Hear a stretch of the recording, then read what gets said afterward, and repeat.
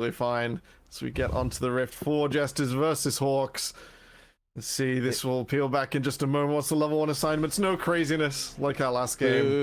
Both standard lines of scrimmage, both ways. We will see the ward in the bottom side here from Secret. This is checking out for some 2v2 cheese. If the Braum gets that level 1 passive, Jinx's machine gun, enough to just command the 2v2. You have to get that passive down at melee range, some brush trickery involved. Instead, nice and calm here. Is there anything you're sort of looking forward to, Formal? Anything you see playing out? You highlighted the Zillion Hecarim. Is there any sort of special rotation or timing that you're looking forward to on that? I mean, again, I want to see what Hachimacha actually does on the Hecarim in regards to that mid, but I also want to see how Blank sort of reacts to it, because yes, that is a strong matchup, and it works in the amateur Oceanic scene, but that's because we're talking about Oceania. This could be interesting, as we're seeing a late invade coming from the Hawks right now. They are going to be spotted out by Recap, who will get a bit of damage onto Blank, but I think this might be very successful in terms of stealing that buff away. So second game in a row, slightly unique jungle pathing. Although I'm not sure the Jesters are going to give this up without a fight, actually. You can see they're positioning for it. Soul doesn't want to get too involved. And that's going to be red buff taken. If that smite was slightly later, Hachimacha might have been able to get a red that was pulled for him. In any case, the Hecarim's pathing shouldn't be... Blank is adapting. If Blank just went back to his blue side, Hachimacha will beat him to his own red. So the Hecarim's pathing not necessarily impacted, but then Blank now completely going full 1v1 challenge. Oh, this is going to be rough. He's spotted. He's spotted, though. He was spotted by that ward, and you can see Hachimacha reacting, going all the way up to the tri-bush right now, not wanting to get involved. You do see other members of the Hawks, though, pushing in, because Dasher was able to shove as expected. Eno's going to roam down, but Blank won't find anything. It was that late ward that was placed in the river. I tried to call attention to it before. I was curious if that was going to come into play, and it absolutely bails the Jesters out. Really, really good. They're still going to be at a slight disadvantage because Blank is going to now clear away from Hachimacha's Hecarim, and that means he's still not going to get as much experience on his first clear as he wants. Vital for this Hecarim to get your level 6 as quickly as possible and to farm nice and fast, and therefore gets mostly enabled. Eno shoving in the top side. This is a good sign. Aatrox freshly buffed on 12-3, I believe. I can't quite remember numbers, and that's quite hard, but those sweet spots are dealing an extra bit of damage now, 160 instead of 140% damage, and it could really make this job quite hard for Eno. Aatrox in the 1v1 really, really scary right now. Yeah, we'll see, though, because they are currently shoved in, and they're not going to be getting that jungle support for a good long while because of Blank having to adapt to Hachimacha on the pathing. I mean, we're kind of expecting Kanatu to be left on an island throughout this early game. Recap in trouble. Nearly goes down to Dasher on the solo play. Dasher's going to be happy with that because the wave will crash. That actually could be some plating if they play things correctly. Instead, they're going to look to possibly roam towards the bot side, maybe time things up with Blank. No, let's play it smart. Let's reset while we can. Earliest reset possible. We'll see Blitzcrank's on, really favoring Rascal Jesters in the late game. Not much data on the Aphelios, and I think Ari falling off, the biggest name of the game there, as you see the spike is at her level 6. Meanwhile, Blank, he's making it nice work. Engage onto Soul right there, as Marble's going to try to get the damage done. Flashing forward on the Jinx, and still unable to secure the kill until that last auto counter engage. So coming from Hachimacha, and that's going to be a very dead Blank in return, a 1-for-1. 1-for-1 so far. We did sort of mention that, hey, this Braum is showing your card. You're going to be ganking that bottom lane a lot more with Viego, because it's a Viego-specific synergy. But it's getting Marble involved. Yeah, it's getting Marble involved. Rascal Jesters will hold the wave, so it's not the end of the world. But you're right, it's getting Marble involved. It's getting them across the map. We'll sort of see how this plays out. Blank comes in. Rascal Jester's right up in the lane. They sort of are only thinking about this being in the top side. Blank's still not clearing his jungle. Soul will get stunned the exhaust, meaning no damage goes backwards. Most importantly here, I think Blank misreads this slightly. He gets the reset. He's got the red guns. This is optimal. But there's no scaling, there's no items. When you steal an AD carry's Aphelios, you're expected to come back and do some damage. Not the case at 4 minutes into the game. It's a little bit of overextension from our Crown Prince. Does get it one apiece. They needed the kill. He needed the kill. Slight lead to the Hawks. It's not the end of the world just yet. Most importantly, Blank probably quite far behind on this jungle now. Needs to actually rotate his camps. Yeah, Blake, I think will be able to bounce back. But honestly, one of the things I'm happiest when it comes to the Hawks, though, is how committed they were to the play. And that's something we've been critical of them in the past. Is like sometimes they don't feel on that same page. The moment we see Marble flashing forward tells me that's probably something they've been working on. And when Blank says go, whether it's maybe a little bit over aggressive or not, the team is now starting to go and follow it up. And you were the one who said, sort of in our pre-discussion beforehand, you feel like Blank makes the right decisions. The team just isn't always there for them. Well, early in this game, that's not the case. Nice sidestep from Recap to avoid the charm, keeps him alive. Just a little bit close there for a moment. Our time wizard, it doesn't do a lot in the early game. Just clears waves. Bit of a CS deficit now as Dasher keeps keen to push him under the tower. And will allow some priority onto this dragon. Hachimacha is in the area, but still level 4, put behind by that pathing. Blank has already been out on the map and is even in CS. We've seen this before. We've seen this before. I think we're going to see a few repeats of this. Oh, Soul could be safe this time around. They don't warrant it. And yep, good little reactionary play this time by the Jesters. They did kind of sense it coming, and I think we're going to be seeing that play a fair bit throughout this game, and I'm sort of waiting to see how the Jesters are going to try to play proactively in response, and this could be it, as we see Hachamacha having a little run in. Secret gets to the backside, but Blank stuck around and is trying to cut Hachamacha off. It's not going to do much good, though, because Marble is jumped upon with the Ignite, will go down. Fight continues along. Blank may have gone a bit too deep for the second time now as Secret slows him up. Hachamacha secures that kill. Disastrous counter gank for the Hawks. A huge advantage here for Rascal Jesters. A bit of a calamity of errors, a little unplanned action from SoftBank Hawks. They had already reset Blank. He was about to finish. Hachamacha thought he'd counted down the 8 seconds, but Blank slightly late on the recall. Does join back in the fight, tries to attack Hachamacha directly. We'll sort of see it as he comes in here. Hachamacha comes around the tribush. Blank late on the recall, and even though Hawks are all the way up, they really don't want this fight. The Tom Kencha able to get in, and the Hawks are truly split. Cooldowns onto Hachamacha only delay him and don't stop him, and now Hawks are up for an inner 2v2, no cooldowns. And the beautiful thing about Aphelios, you can just hold on to those guns, hold on to those cooldowns, play it forwards, and with that, Rascal Jesters are well and truly enabled in the spot lane. The gold has swung back round, and it's going to get more and more difficult for the Hawks to keep taking that bot lane play when Secret, when Sol get bigger. It just made the life so much more difficult for the Hawks as well. And this could be the second game in a row, I fear, that kind of gets determined by a bot lane misstep coming from the team that winds up losing this game. But we'll see where we go from here. I am liking how proactive Blank has been, but it's a different kind of proactivity than we saw in our previous game. Blank is kind of trying to focus more on objectives, focus more on visions, invading where they can. And I think this is sort of the smarter approach in this matchup. So far, it's kept, I think, the Hawks in it a little bit more, because we're not seeing a team pull out desperation at pre-10 minutes. The ganks have been less committal from Blank. When we've seen him go bot, he's cleared his whole jungle, he's got around, he's disrupted Hachamacha, and then gone to bot lane with nothing to lose. The problem is they haven't had a lot to win so far. And even though the sort of objectives were the focus and that he's got out of his jungle, both of them still enabled, all still on the map, and he's still not quite got as much presence as this Hecarim. They've made the ganks work, but then they've been turned back round, and it's really the struggle here for Blank this to was continue spotted. This was spotted. Okay, yeah, they're this out was on the spotted. side. If they're going to make these objectives work, Midnight, I really want to see something more decisive, more committal from Hawks. Wrong Australian caster. Sorry, Formal. First time casting with you, and I miss Midnight. I haven't spoken to him for a while. No, I see how it is. You'd rather be with Midnight. That's all well and good. I would rather be with Midnight as well. You're both my favorites.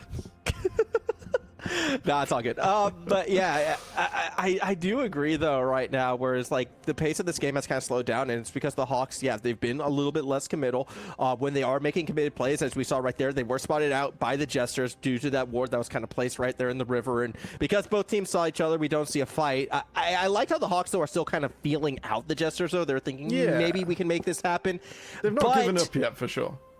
But, and this is what I'm worried about, if they don't try to force anything, I feel like they will slowly bleed out. However, this bot lane has been going quite well for Marble so far, so, you know, it's not all doom and gloom. It's not all doom and gloom for sure. Marble, the benefactor of a Blank's play on the bot side, even though it hasn't left Blank with a lot. That small gold injection from the early takedown from that first blood still present on the Jinx, and we're sort of seeing a parallel to last game. The supports are out on the map trying to make something happen. The Jinx stays in lane, keeps farming, able to attack those towers so well. I'm so happy that the cross map comes through. The Hawks haven't given up just yet, and even though this will get Crash and Sol will be able to take down the T2 potentially with Hatchamachi coming around the side, the Hawks are doing things. They've taken the dragon, they're going to cross map, they're going to attack Eno. Yeah, but they're not really winning, I would say. I mean, that bot tower is still standing when 2 towers have fallen, and they don't even find the kill on Eno, who could just hook shot away. The tower is still standing, but okay, it's going to die to this wave. Surely. Yeah, but you're at what right, cost? at least they've made the cross Eno's map. walking back. No way. The hook shot will be available again. It'll be fine. Yeah, don't worry about it. Well, no, I thought Eno was going to go in. I thought Eno was thinking maybe I could save this. 3v1, let's go. I think Rascal Jester's just going to bide their time a little bit more. The gold swung back again. So the Jesters just have that small lead. Nice and easy. Compositionally, we're a bit worried. Dash's Aria, we spoke about the name of the game being Acceleration. 0, 0, and 0 with a 12 CS lead at 12 minutes. Maybe not what we were going for. I mean, again, it's hard to press forward and accelerate your lane when you have the threat of the Zillion Hecarim at any given moment just kind of able to pop you, and unless you can properly track Hatchamachi.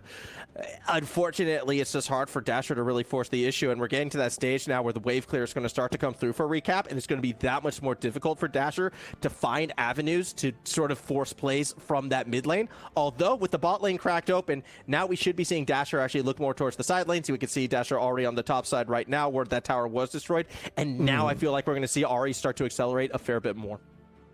Well, I hope so. I hope so. Time running out here for the Ninetale Fox. She has to do more things before we get to the stage where Rascal Jesters can do this sort of make a pick, then take the front to back after. That first reset denied for the Hawks, no matter what they do. Will be a further question of Dash's skill on their signature pick, I believe. And yeah, more and more difficult as the game goes on. Most importantly, a bit of a CS lead in the top lane. Kinadu definitely taking it to Eno in this matchup. It is quite tough for the Camille to stay even. And then with the way Eno was weak-sided against 3, that's only been exacerbated. So potentially this Aatrox, a way to pick up multiple kills in the team fight, enable his teammates, and go forwards from there. Yeah, we'll see how they're going to be able to find those ways through. I mean, we've been spending a lot of time talking about how the Hawks could possibly win this game because it does feel like they are the team that needs to be a bit proactive. The Jesters, if they want to win this game, I feel like they're doing everything right in that regards. When they find the favorable matchups, they're able to take so many advantages thanks to that early Herald. When it comes to just laning, they know they have that late game, so they don't feel that same sense of urgency that we're necessarily seeing from the Hawks as a result, although it also comes down to the vision for both these teams, as this play, it's actually started in vision, and now the Hawks might be able to turn things around. Blake is going to try to get onto Secret, actually burning a lot of abilities, but the Onslaught of Shadows counter-engage might be a bit too much for Blake to handle. Has to flash over the wall. It's Smol, though, who's taken quite low by Marble. Again, the Jinx had the gold advantage, and now comes Dasher on the flank, does not make contact onto Sol. In fact, everyone from the Jesters able to avoid that. Despite the numbers in the Hawks' advantage, no one dies. No one dies, nice and close. 4v4 extended does not reveal many advantages. The Hawks do get the Onslaught of Shadows out. A slightly misplaced exhaust onto Secret as a slow only could have maybe been better used as that Onslaught of Shadows came through. Maybe should have been expecting some reinforcements for the Jesters as they assembled their numbers and came together. This is a bit of a worrying sign. The Hawks in the pick were only able to get Tahm Kench's flash out. They've traded a lot for it. And even though they get 3 ultimates for 3 ultimates, it's maybe not what we want to see. We have to see concrete advantages. Wow. A formal. We have to see it feel good. Yeah, I mean, I'm actually surprised Sol was able to hold on to Flash through all that, because everyone oh no. So that's what happened to Eno's Flash. Good to know, because I was about to say, well, they got Eno's Flash as well, but wait, Eno wasn't in that fight. Eno was alone. What happened? Maybe frustrated, thinking there was a bug, hit the other side of the spell. No, I think they meant to click teleport. I think that is a legitimate. I meant to push the F key, because Flash belongs on F, right? The best players in the world play with it on D. I play with it on F because it does belong on F. Formal, you're correct.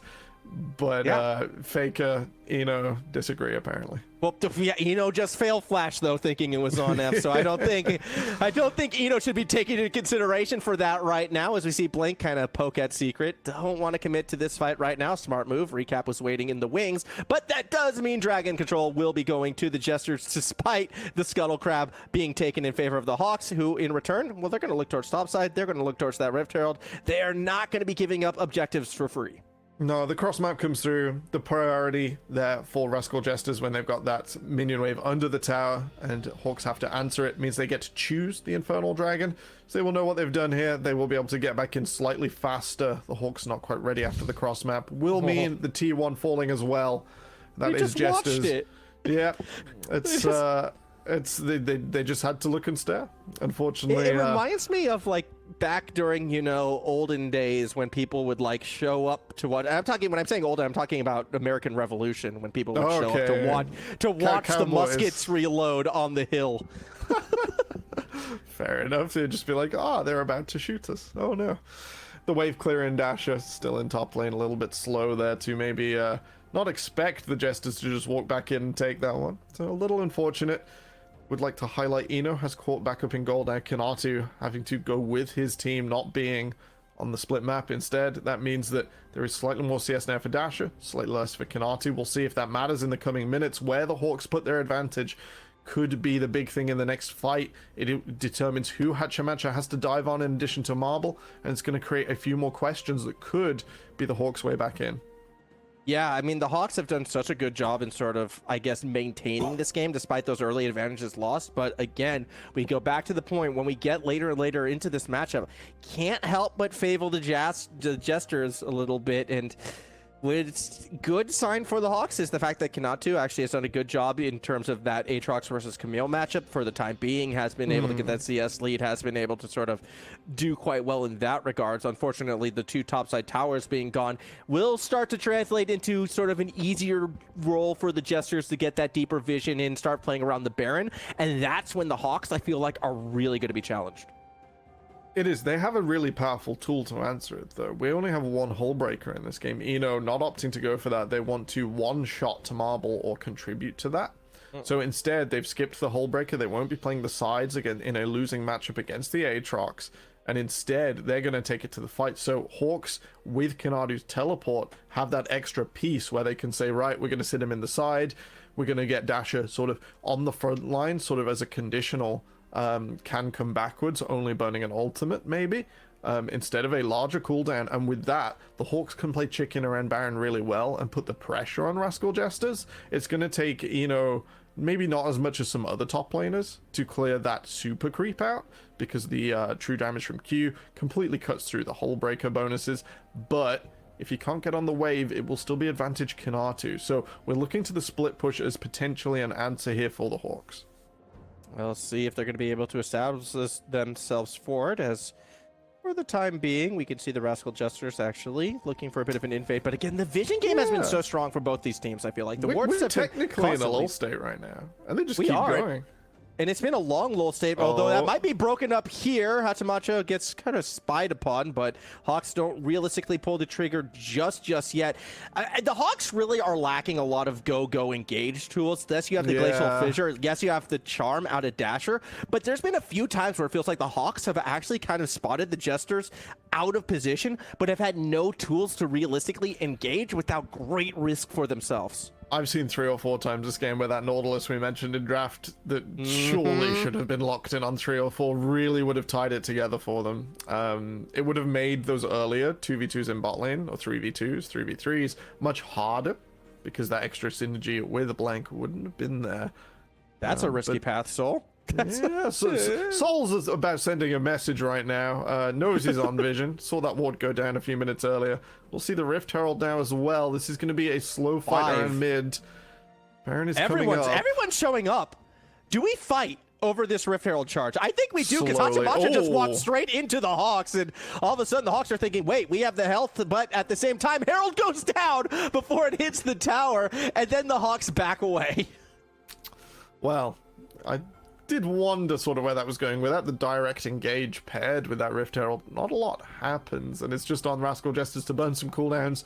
The Devour keeps Hachimacha out of too much danger for his health bar to deal with. And we're just going to go back to recap minion wave duty. Not a lot happened. 2v, well, kind of a 3v1. Blake still waiting in the bush right now. The rest of the Jesters decided to go back. Hey, we want some items before this next dragon fight. And actually, that's going to be gold advantage in favor of the Jesters. Secret not caught out because, again, no real go button is able to take the Abyssal Voyage back. Teleport now arriving in the mid lane. And if the Hawks are going to make a play for this dragon, they're going to be doing it with very heavy wallets because they have not gone back to spend. It's going to be difficult. It's going to be difficult. The dragon on the approach. It is the Hextech Soul, so it matters quite a lot for both teams. The charm goes wide. I did think it was ambitious. Secret walking forwards. That was dangerous from Hachimacha as well, but does a good job in baiting the charm out. And I'm surprised the Jesters didn't pull the trigger off of that miss because, again, the only other engaged tool is the Glacial Fissure out of Arena as the Dragon's taken down to half. Jesters are now going to press forward. Hachimacha into the pit. Dragon taken just out of smite range before the Hawks start to back away. It's secured by Blank. I don't know how Blank was able to find the smite in that as the fight should be breaking out. World Ender used by Kanatra to try to get in the front line, but no one wants to combat against them. And in the end, the Jesters just walk away. They can manage to get away this time. Blank from the fog, the mist, the invisible man smites down the dragon. Was just out of vision of Hachimacha despite Hatch's better position on the dragon itself. Both of those teams were dying for a direct way to engage. It was just, it was a bit too much. Neither team can pull the trigger without a huge cooldown. We're looking at Dasher flashing forwards or ulting forwards. We're looking at the onslaught of shadows. Outside of that, I am dying for a dredge line this game. So am I, but I'm a little bit surprised Hachimacha didn't pull the trigger on the Onslaught of Shadows. Again, the moment you see that charm miss, I feel like you have unabided access to that back line. But it's kind of, as we said before during the pick and ban phase, Blank is the one who can sort of disrupt it and kind of put it into turmoil. And it's really hard, I feel, for Hachimacha to be willing to just sort of put themselves in harm's way in these situations. But that's what surprises me, because you have tools like the Zillion, the Tom Kench, you have escape capabilities if you're not reliant on yourself. But it feels like that hesitation is kind of costing the Jesters a little bit from taking fights that I feel like they want to take. They do want to take them. The problem is you've still got Ryan on this Braum, and even with no cooldowns used, if the Braum stacks the passive, that dive can be lethal for the diver. They could get stunned, they can lose all their agency, and it might be too difficult for the Zillion, for the Tom Kench to pull them back out of danger. So there is this really, really tight balancing act between the teams where both want to conditionally come forwards, but as you do, your target is Tom Kench devoured away. It is stunned up by the Frostbite. It is potentially disruptible on all fronts, and in that chaos, Blank could thrive. So Jester's especially nervous of engaging here. This is why I say Tom Kench is the most boring champion. Either way, Dasher tries to connect with the charm, but isn't going to find it. Yeah, I said that. I'm not going to try and sneak that one through. Tom Kench, most boring champion. He denies a lot of excitement, right? It can be exciting when the full engage comes through and it's like, and from the jaws of death, he's taken away. But by not using that cooldown, Secret just makes us all wait and just denies the ability to come forwards for the Hawks in this game. Notice we mentioned the single hull breaker having a big effect here. We now see Kanadu on the bottom lane on his little lonesome, asking Nino whether he wants to come and dance. This dance around the Baron, crucial. Jesters are having none of it. They're starting up right now. Hawks coming forwards are on vision. Teleport from Kanadu. There is no direct way to engage, remember, but the Hawks have to come forwards eventually. But all they do is just kind of position themselves, and the Jesters walk away. And they see Kanadu on a ward. They saw him on a ward, and they were just like, that's teleport, that's enough. Let's do this again in 2 minutes. Again, even if the Braum is the right pick, I just want the Nautilus so fights can happen at this stage, right? Like, just force the issue. Even if it gets your team killed, I don't know, it'll be fun for us right now. Just hit him, man. Just hit him. Just do something. No, this has turned into a very interesting game of chicken, though, because, again, the Hawks have been a team that have struggled in lighter terms to kind of have any real impact, but we're now 25 minutes in this game, only about a 2K gold differential. The Hawks, they're still very much in this. Like, this is one of the closest games we've actually seen from them, and that's because of their team composition just forcing, you know, indecision and hesitation from the Jesters. If they find that one pick, right, if Dasher hits that one charm, just kind of goes a little bit crazy, as Dasher has done in the past, finds that one charm, and the team is there to back him up, all of a sudden, this could be the Hawks game. Something we can sort of highlight to show how much that is the case is the item build here from Dasher. The Horizon focus is strictly not great for Ari right now, but the only way it can come to fruition, as Showmaker picked it up last week, is when you hit the charm and your teammates get the damage amp. So Dasher, realizing they're the primary engaged, they know it's going to happen. Rihanna still steps forward anyway. It's just like, okay, but yeah, the smart pings were there. I like the idea of coming from the side that Baron isn't on to maybe throw the Jesters off, but because of the vision that was placed before, I think the Jesters were able to suss it out. They don't step forward. Again, a lack of action, but maybe our fourth dragon on the Rift will force a fight. I hope so.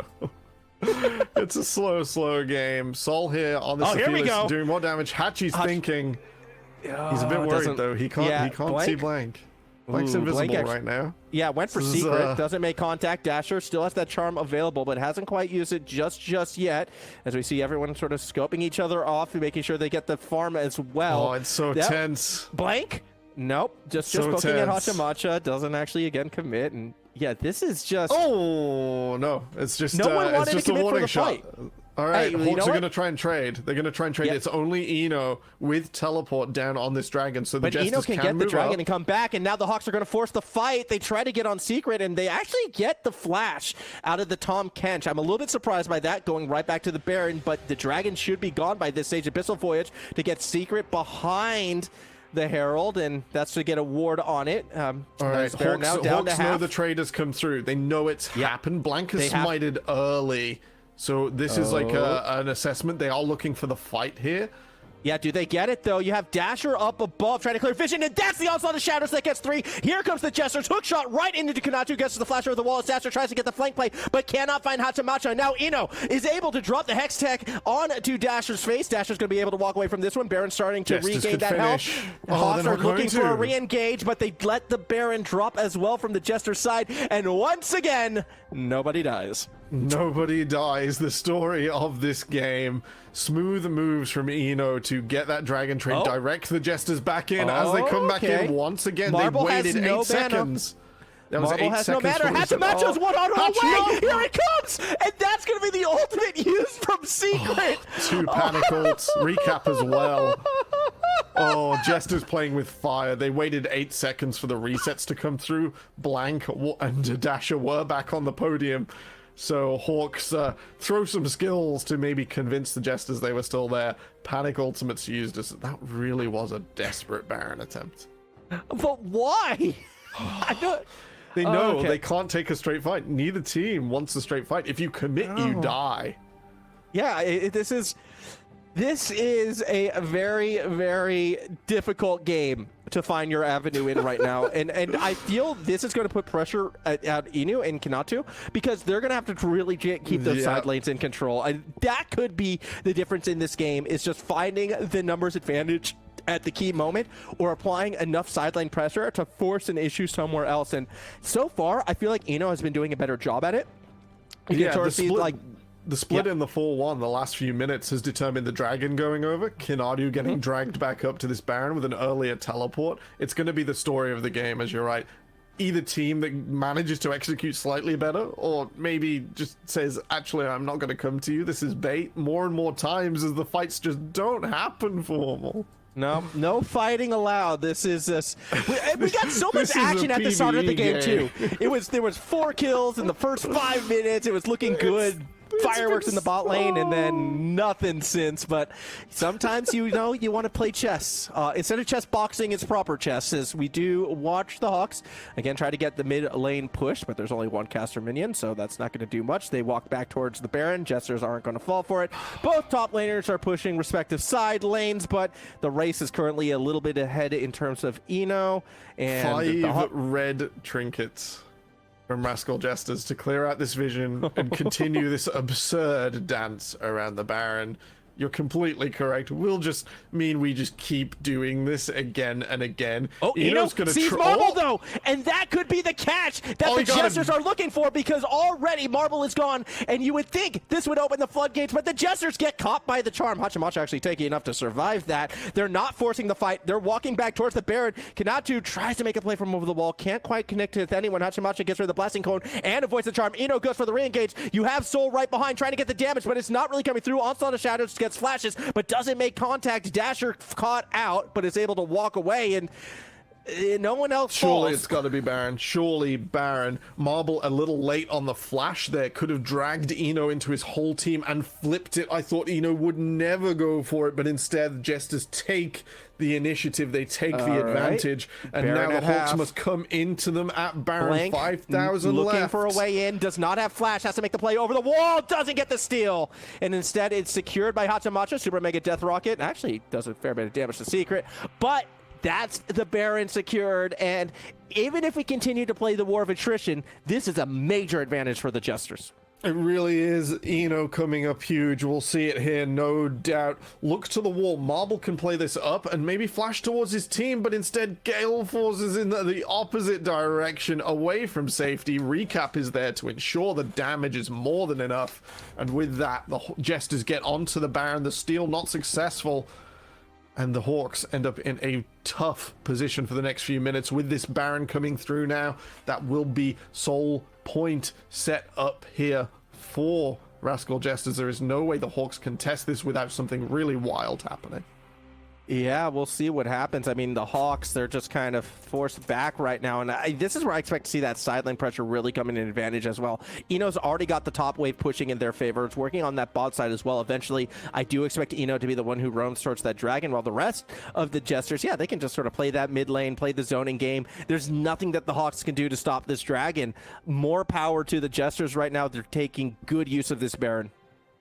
I can only see the Aphelios here for Sol being more and more enabled as time goes on. The 2 damage composition here from the Jesters has truly come online. Eno is in that position now. We spoke of them having a disadvantage, earlier on. Now enabled to pick up Marble, and with that can finally find some way to break this stalemate. Yeah, break it open, just like they want to break open the Hawks base right now. You can see those Baron-empowered minions doing that work. Hawks are going to try to rotate back. Dasher, expect maybe desperation from them to save the inhibitor. We will see, but they have to be careful because you do have Soul with that stun available, or the root, I should say. Either way, instead they're going to commit onto Eno on the bot side. Max range hook shot to escape. Tower does go down. Dasher still going to try to force the fight. Does get caught up in the Hex Tech, but at the end of the day, he's going to try to flash away. Onslaught of Shadows still makes contact despite the flash, and that is both Blank and Dasher gone. 5v3 Baron empowered minions. Hawks cannot defend this tower. They're going to have to give up inhibitors. They are going to have to give up so much of their base. Finally, the Jesters are looking to end the game. 30 seconds on Blank and Dasher. This isn't the cleanest way to end it. It might get a little tense, but Sol has got his Severum. He's on to the Nexus towers. This could be the last push. Kanatu just doing what they can. The Super Mega Death Rocket doing no damage from Marble. As Eno says, that's annoying. I'm going to jump in your face right now. Actually gets a little bit of that fountain laser. Nexus down to a quarter, but all of a sudden the Hawks are pushing him back. Soul, though, full health, is actually looking for kills instead of the game. Does find a way to take out Marble before the Nexus explodes. And hey, Brazil scoreline once again.